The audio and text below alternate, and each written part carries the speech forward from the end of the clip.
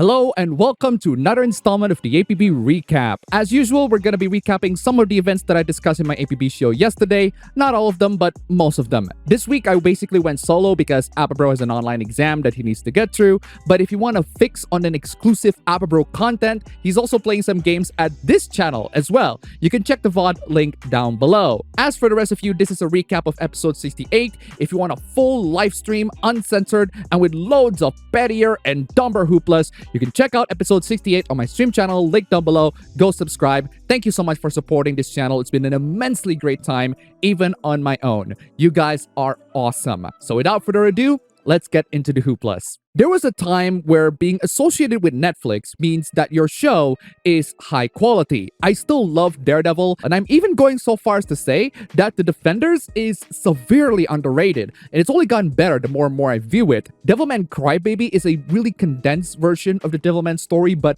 I absolutely love the vibe, the aesthetic, the soundtrack. It just oozes coolness. Squid Game is one of the most popular shows on Netflix, and it deserves that popularity. I love Squid Game. It's an excellent show. And finally, Arcane, which I didn't expect to be one of the best video game adaptations ever made, even though I don't like League of Legends, and I especially do not like Riot Games. But nowadays, being associated with Netflix most likely means that your show is absolute garbage. There are shows that look like trash, and people just say, oh, that looks like a Netflix show.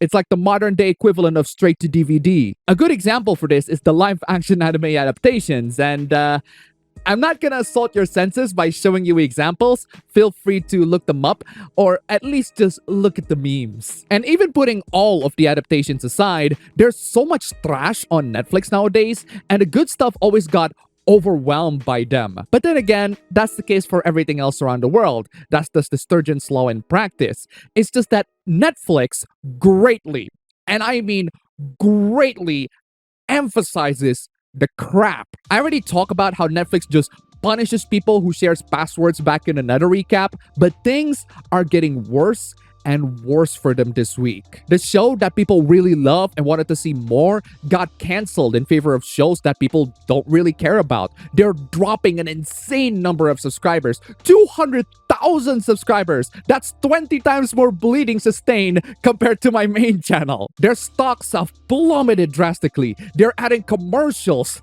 and there are loads of subscribers who are threatening to quit. And most importantly, Netflix's competitions are not only having better content, but also having better prices, such as Disney Plus. Legit, I bought my phone plan and I got free Disney Plus every month.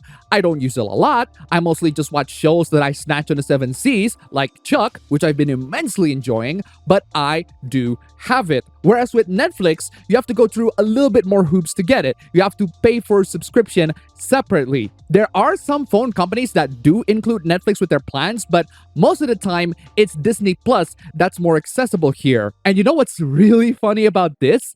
This whole Netflix burning down and crashing reminds me of the video game crash back in 1983. A lot of the symptoms from the crash are quite apparent on Netflix. Lack of quality control, overabundance of crap, cheaper and better alternatives. Except unlike the crash of 83, we have the internet now, which is deluges of information right in our fingertips. We are seeing the beginning of Netflix's crash. Will they shut down?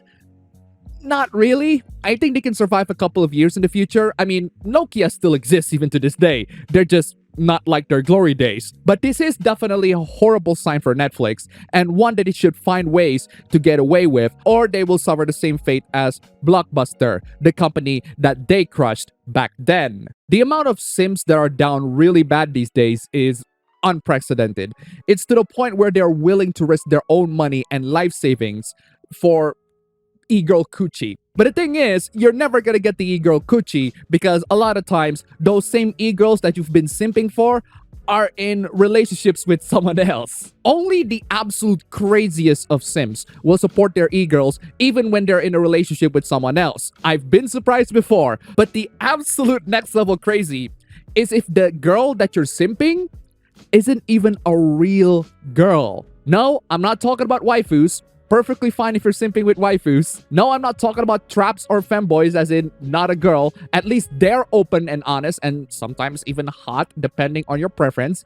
I'm talking about catfish. People who deliberately mislead Sims and making them to fall in love with girls that don't exist. It's much worse than falling in love with anime waifus. At least anime waifus are figments of the imagination and they don't do crap like scamming you for millions of dollars. It's usually the corporations that own them that do that. The worst one goes by a person named Khalid who made his GoFundMe page trying to recoup the losses of his idiocy.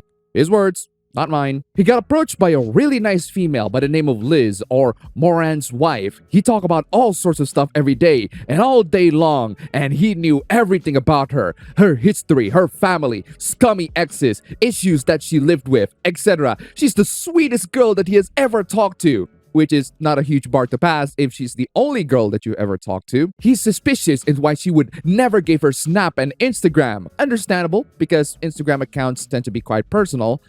Not sure about Snapchat though. Since she became one of the most important people in his life, he decided to buy her something for her birthday. He wanted to spoil her and show her his love. That's your first mistake in a relationship, buddy. Thinking that excess wealth equals genuine love. So the OP decided to buy her an Apple Watch Series 7, a smartwatch. Smartwatches aren't necessary for a lot of people. A normal watch is perfectly fine, but I do love my smartwatches. The one that I use right now is a Xiaomi Redmi Watch 2 Lite. This smartwatch costs $60.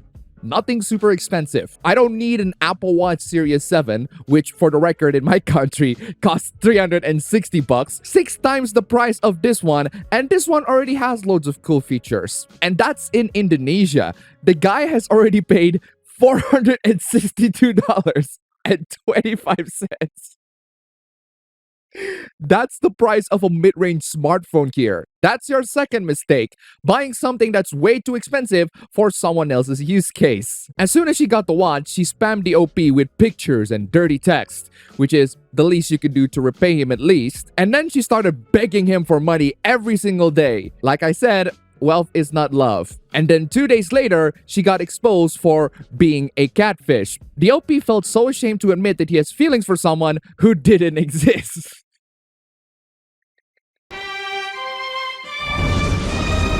May you rest in peace, Owen. If you thought that's bad, wait until you hear what the weebs have to go through. I have personally suffered through several stages of depression when I found out that Fremi from Rokan Yusha isn't real. The world is cruel and unfair. And nobody, I personally wouldn't donate money to you, and I don't think a lot of people will. This is one of those times where you have to reap what you sow and you have to learn from your mistakes. How about instead of donating to this guy, you can donate to me instead. Link down below, go like and subscribe. There's so many people and organizations around the world who has tried to prevent piracy. Denuvo is one of the most notorious anti-piracy measures out there, but even then, Denuvo has its weaknesses. They still get cracked even to this day. You can get to Crackwatch subreddit to see which games that have been cracked. Deathloop is one of those games that I'm not touching at full or even half price until I try it myself.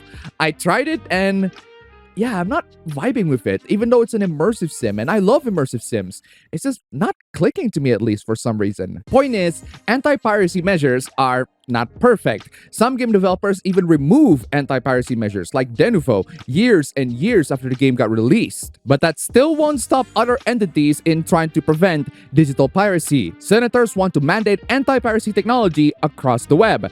Some people sent me this article, and I do want to discuss this because this is not gonna go well. Not going well for the people that are trying to stop piracy, I mean, because for every new anti-piracy method, there will always be more creative ways for the pirates to get through it. The bill is known as the Smart Copyright Act. The idea of the bill is to have anyone who runs a website that hosts user-submitted content, such as every social media ever, will have to be placed on a 3-year cycle of mandatory tech upgrade to make sure that their current platform can detect content that infringes on copyright. That sounds quite burdensome, and the thing is, the Copyright Office is only supposed to mandate anti-piracy tech if they don't impose burdens on the systems or networks. In other words, they can only implement them if it didn't ruin the existing system or burden the users and the owners of those existing systems. And if you know a thing or two about implementations of copyright copyright and DMCA in all sorts of social media platforms, you know that it's going to be a huge burden for the platform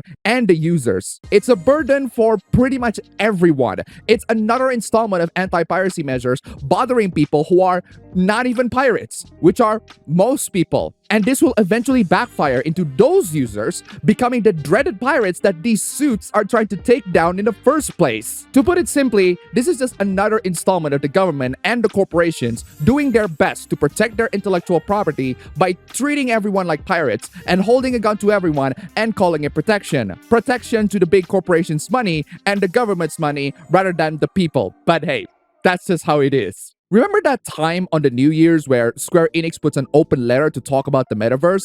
Remember how dumb it was? Well, don't worry, ladies and gentlemen, I'm going to remind you all how dumb it is. The letter from the president is just a massive filibuster going on and on about how the metaverse is awesome. Some people play games to have fun. Some people, Square Enix, some people play games to have fun. Not, all of them. But don't worry guys, they're gonna double down on that premise. Square Enix president reiterates desire to make play-to-earn blockchain games. Yes, because that's exactly what the gamers want. More predatory crypto nonsense. Just saying guys, the person who bought the NFT of Jack Dorsey's first tweet is going to lose millions of dollars because that trash is absolutely freaking worthless nowadays. In fact, that trash is worthless in general. But hey, that wouldn't stop Square Enix for praying you all. Traditional games will be not enough for the company going forwards. Ah, yes, traditional games where people can just pick them up and play them and have fun. The game is fun. If it's not fun, why bother?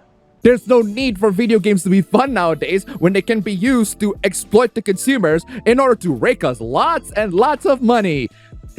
Just saying, Square, if you can't sustain yourself making traditional games, when From Software has been doing exactly that and raking in billions of dollars, then you're doing it wrong, guys. Sonic Origins is a collection of the classic Sonic games that will be released on the current gen platforms, which is definitely a good idea.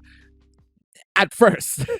That is until Sega or whoever is responsible for this decides to pull off this pre-order digital edition freaking garbage that a lot of big game corporations love to pull off because Sega is run by a bunch of greedy fat suits who are willing to exploit children and adults with this predatory nonsense. So you got the standard edition, which is the main game, the Dash Pack, which is included as free DLC for those who pre-order the game, the Premium Fun Pack, which has several features such as hard missions, letterbox background, character animation to the main menu, and camera controls over the main menu islands. And now they're sold as DLCs. And of course, you got the Digital Deluxe Edition, which has all of that plus additional music tracks from Mega Drive or Genesis titles.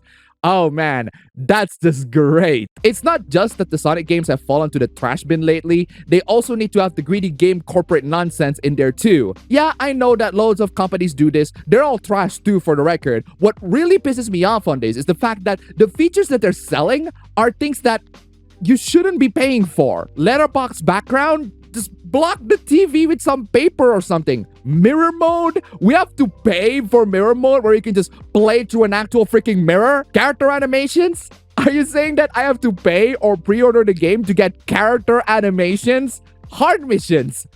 There are games that give hard missions for free, and you want to charge for that too? That's the thing that really frustrates me with Sonic. One step forward with the Sonic movies, which are genuinely freaking awesome, and several steps back with this garbage. Oh, and to add insult to injury, it has Denufo in it, the most anti-consumer DRM protection that you can think of, and one that has been proven to actually hurt performance.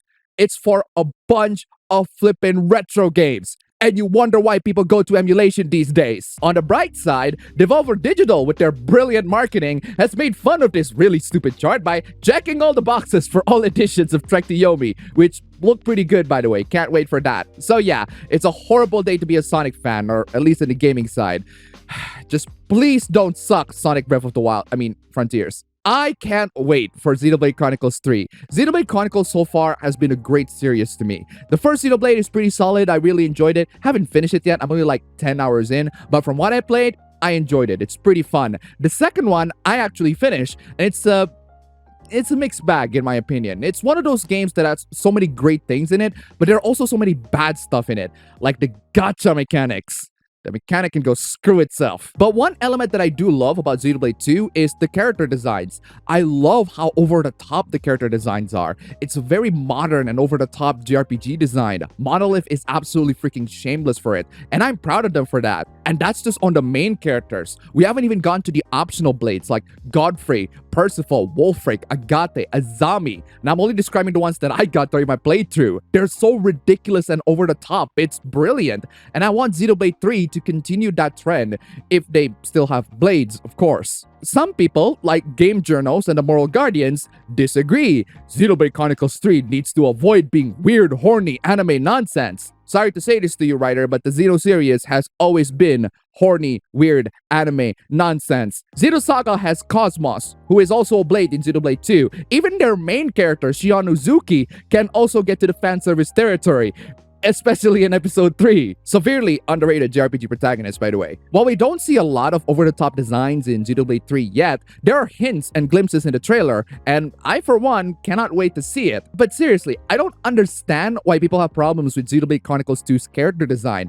I personally have no issues with them. In fact, I love these character designs. They're so over the top and overly designed that it makes them really stand out. Just saying, there are still fan arts of Pyra and Mifra even to this day. Not a lot of Nia fan art, which is my Xenoblade waifu next to Morak, but hey, the fact that I said waifu is gonna make some people here cringe. Good, because I'm gonna keep on saying it, because I'm the type of person that this game appeals to, and I don't think Monolith or Nintendo will stop. And that's one of the few good qualities that Nintendo still has. There's really nothing much to this article. The writer's whole point is that it's cringe, and he hopes that Xenoblade Chronicles 3 doesn't continue that. Writer, I recommend you to play literally any other game, because clearly this sort of thing isn't appealing to you. If you find it cringe, that's your subjective philosophical point of freaking view, but the game is sold for millions of copies. It's incredibly well received across the board, and the characters are still so iconic and memorable. They're pretty much on par with Nier's characters. What's really funny is the fact that the ESRB has rated Xenoblade Chronicles 3, and they have given their ratings. It's rated T14. Not only that they are cursing in the game, some characters are designed with deep cleavage and partially exposed breasts. Never change, Monolith. Never change. I cannot wait for Xenoblade Chronicles 3, especially on Yuzu with the 60 FPS patch. And I'm afraid that's all that I want to talk about in this recap. There are loads and loads of stuff that I talk about on my APB show that are infinitely more raunchy with tons of swearing and genuine reactions and just fun in general. Go check out the stream channel, link down below, and subscribe. That's all for the video today. If you like it, you can go ahead, click the like button, and subscribe for more. If you wish, you could support this channel through the links down below. Stream channel, again, link down below. Go subscribe. Don't forget to watch Our Bros VOD for his solo game stream. And thanks